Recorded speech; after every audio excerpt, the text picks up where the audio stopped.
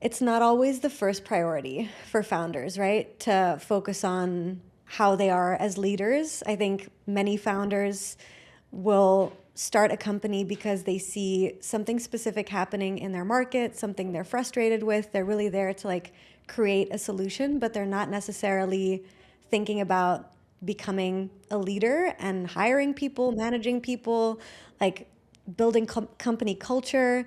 So I guess like when do you think is important for founders to start focusing on the leadership part?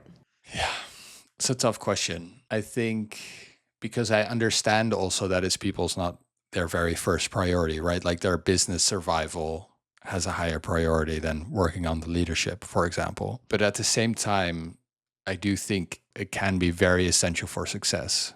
There is like I think you need to be a bit bigger company. Like I would say like be like a whatever like 50 plus company to really say like hey we're going to spend time on this without really diagnosing a problem, like we're like without even having to say like okay, there's a conflict between two people, we're going to spend time on this. I think it's really worth already spending time on it more as like it's kind of preventative like measures of like build a strong team for when the real challenges come your way. But I would say if in your like underbelly you can feel there's some problem happening, even if you're like a two-person team, and you can sense there's a problem here and we're not able to address it, then I would say do it already, because I think a lot of people, it feels like the easy route to not address a problem.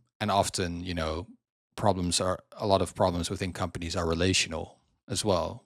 So it's easy to focus on the external market problem, but, there might be just a very relational problem between the CEO and the CMO. And because of that problem, the company can't function, even if it's a five-person company, and then I wouldn't say, okay, now go and do a leadership offsite with the whole company. No, go sit down with the CEO and the CMO and maybe have a facilitated conversation if they're not able to get there themselves to a point where their relationship can work in such a way that the company can work effectively again. Yeah. I think a lot of people know in their belly when it's not right. And when they feel like, and you can even feel it in a culture. I can feel sometimes when I walk into a room, I can feel even just in the silence, people aren't even saying anything yet. I can feel, ooh, this culture has some tension that is, and that has not had space to breathe. And there's a reason for that tension somewhere. And that tension is probably eating up potential.